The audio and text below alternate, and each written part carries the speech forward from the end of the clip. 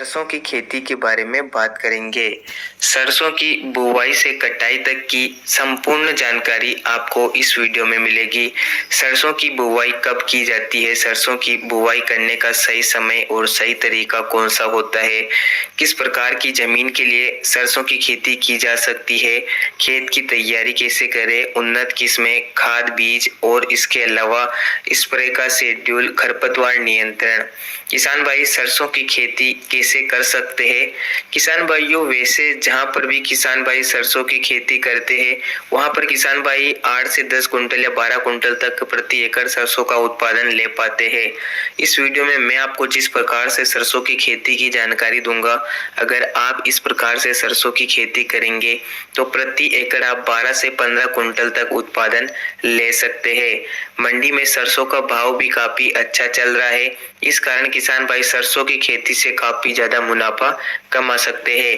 सरसों की खेती की पूरी जानकारी के लिए किसान भाई इस वीडियो को पूरा जरूर देखें। जो किसान हमारे चैनल पर नए हो, चैनल को सब्सक्राइब करें, इस वीडियो को लाइक और अधिक से अधिक शेयर करना ना भूलें। किसान भाइयों, सरसों की खेती में सबसे जरूरी है कि सरसों की बुवाई हमें सही समय पर करना चाहिए। किसान भाइयों, सरसों की बुवाई के सही समय और उपयुक्त तापमान के बारे में बात करें तो सरसों की बुवाई का सही समय 20 सितंबर से 20 अक्टूबर तक मध्य होता है।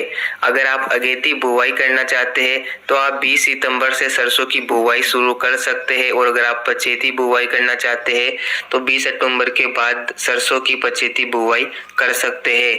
सरसों की खेती के लिए उपयुक्त न्यूनतम तापमान 25 डिग्री सेल्सियस से अधिकतम 30 डिग्री सेल्सियस तक तापमान की जरूरत होती है।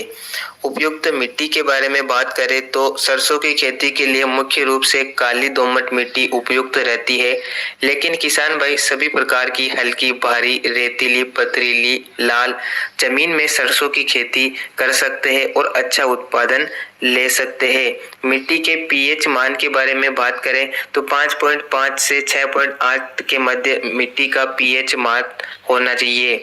अब बात करते हैं कि किसान भाई सरसों की बुवाई के लिए खेत की कैसे तैयारी करें। खरीफ सीजन में फसल कटाई के बाद खेत की अच्छे से गहरी जुताई करें।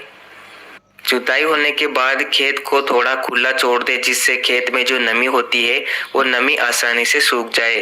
खेत तैयारी में खादों के प्रयोग के बारे में बात करें तो आपके यहाँ पर उपलब्ध हो तो आप गोबर खाद का प्रयोग जरूर करें, जिसमें कार्बन की मात्रा रहती है। इसके अलावा आप वर्मी कंपोस्ट खाद का प्रयोग भी कर सकते हैं। रासायनिक खादों के बारे में बात करें तो सरसों की बुवाई में रासायनिक खादों के रूप में आप खेत की तैयारी में 2 कट्टे एसएसपी यानी कि single super phosphate plus 50 KG DAP और इसी के साथ 40 केजी एमओपी यानी कि पोटास आपको लेना है। किसान भाइयों, इन तीनों ही चीजों के प्रयोग करने से आपके खेत में नाइट्रोजन, फास्फोरस, पोटास और सल्फर, इन चारों ही तत्वों की पूर्ति हो जाती है। सरसों एक तिलहनी फसल है, जिस कारण सरसों में सल्फर की बहुत ज्यादा आवश्यकता होती है।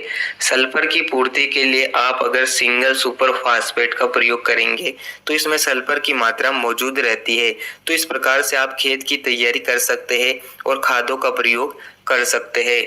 उन्नत किस्मों के बारे में बात करें तो किसान भाइयों, सरसों की खेती से अधिक उपज उत्पादन लेने के लिए सबसे जरूरी है कि किसान भाई उन्नत वैरायटियों का चयन करें। जो वैरायटियां आपके क्षेत्र में प्रचलित है उन्हीं वैरायटियों को आप चयन करें। जैसे कि सरसों की कुछ टॉप वैरायटियां है जो किसानों की पसंदीदा भी है और लगातार अच्छा उत्पादन दे रही है, जिसमें पायोनियर की 45 से 46 सबसे ऊपर आती है। इसके अलावा एडवांटा की 414, श्री राम की 1666, इसके अलावा भी कई कंपनियों की हाइब्रिड वैरायटियां है। आपके क्षेत्र में जो भी उन्नत वैरायटी प्रचलित है उसी का आप चयन कर सकते हैं। इसके बाद बात करते हैं बीज उपचार। किसान भाइयों, वैसे तो किसान भाई सरसों की खेती में बीजों का उपचार नहीं करते हैं, क्योंकि किसान भाई हाइब्रिड किस्मों का चयन करते हैं। लेकिन बीज उपचार करने से ही 25 दिन तक पौधे में फंगस का अटैक नहीं होता है। इसलिए आपके यहाँ पर उपयुक्त हो जाए तो आप सरसों के बीजों का बीज उपचार अवश्य करें। बीज उपचार के लिए आप मेटालेक्सिल 35% WS फंगीसाइड का प्रयोग कर सकते हैं, जो काफी सस्ती भी पड़ती है। इसके अलावा बात आती है बीज दर। सरसों की बुवाई से पहले किसान भाई भ्रमित होते हैं कि वो 1 एकड़ में सरसों का कितना बीज डालें। किसान भाइयों, सरसों की बुवाई के लिए बीज दर के बारे में बात करें तो सरसों की खेती के लिए 1.5 से 2 किलोग्राम बीज की आवश्यकता प्रति एकड़ होती है। वैरायटियों के अनुसार सरसों की बीज दर कम या ज्यादा भी हो सकती है। आपके बुवाई करने के तरीके पर भी सरसों की बीज दर निर्भर करती है। उस हिसाब से आप सरसों की बीज दर को कम या ज्यादा कर सकते हैं। अब बात आती है कि सरसों की बुवाई कैसे करें। किसान भाइयों, सरसों की बुवाई अलग अलग क्षेत्रों में अलग अलग विधियों से की जाती है।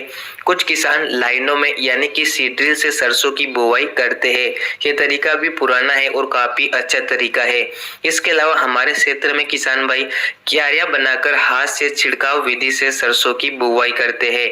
हम लगातार इसी विधि से सरसों की बुवाई करते आ रहे हैं और यह तरीका काफी अच्छा तरीका भी है।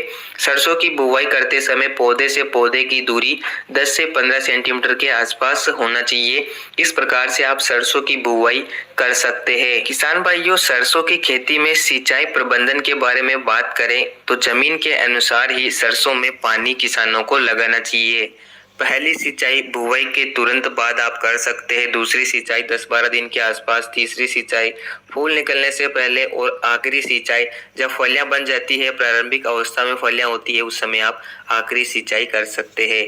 आपके क्षेत्र की मिट्टी और जलवायु अलग अलग हो सकती है। आप अपने क्षेत्र की मिट्टी के अनुसार ही सरसों में सिंचाई प्रबंधन करें। आपकी मिट्टी अगर कमजोर है तो आपको सरसों में ज्यादा सिंचाई भी करने की जरूरत हो सकती है। इसके अलावा बात करते हैं कि सरसों में खरपतवारों को कंट्रोल कैसे करें। खरपतवारों को कंट्रोल करने के लिए किसान भाई सरसों के खेत में निराई गुड़ाई कर सकते हैं। किसान भाइयों, सरसों की फसल एक लंबी अवधि वाली फसल है, जिस कारण खरपतवारों का जमाव भी तेजी से देखने को मिलता है। रासायनिक तरीके से खरपतवार नियंत्रण के बारे में बात करें तो सरसों की बुवाई के तुरंत बाद 24 घंटों के मध्य आप पेंडामेथलिन 30% EC 800 ml 1 एकड़ में प्रयोग कर सकते हैं। किसान भाइयों, आपको ध्यान रखना है कि आगे आगे आपको सरसों की बुवाई करना है और उसके 24 घंटों के भीतर ही आपको इस दवाई का प्रयोग करना है, जिससे आपके खेत में 40 से 50 दिन तक खरपतवारों का जमाव नहीं होगा। फसल अंकुरित हो जाएगी, खेत में एक भी खरपतवार नहीं रहेगा।